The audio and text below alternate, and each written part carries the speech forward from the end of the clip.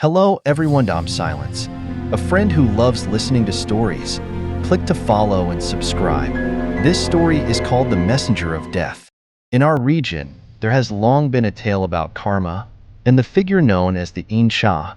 But contrary to popular belief, this Insha was no grim reaper or supernatural spirit from the underworld. No, this Insha was a living person, one who possessed an unsettling ability to foretell death. Our story takes place in the 1980s, in a neighboring village where a woman named Xiaoxiang lived. Hearing her name, you might imagine a delicate, melancholic beauty like a lilac flower, but the reality was far from it. Xiaoxiang was an overweight woman, much older than typical marriageable age, and despite many matchmaking attempts, she had never found a suitable partner. Over time, she became isolated, living alone after her parents passed away. Villagers whispered about her peculiar habits.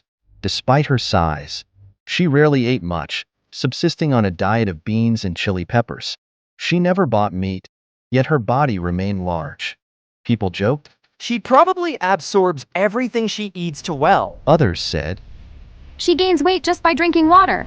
but no one paid much attention to these idle comments, at least, not at first.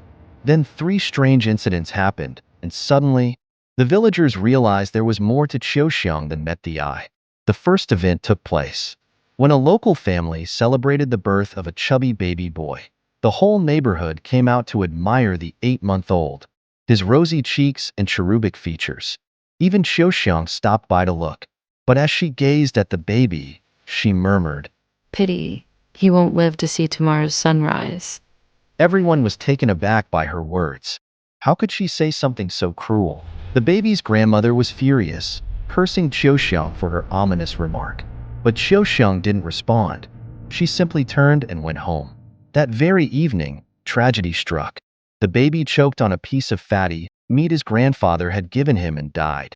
The second incident involved an elderly woman who fell gravely ill. Her children, eager to honor her, decided to buy a fine coffin from a nearby town. However, the shopkeeper warned them it would take 2 days for the coffin to arrive. They worried that their mother wouldn't live long enough. As they debated their options, Xiaoxiang happened by and confidently declared, 2 days will be just enough time. Go ahead and buy the coffin. Despite her lack of medical knowledge, her prediction proved eerily accurate.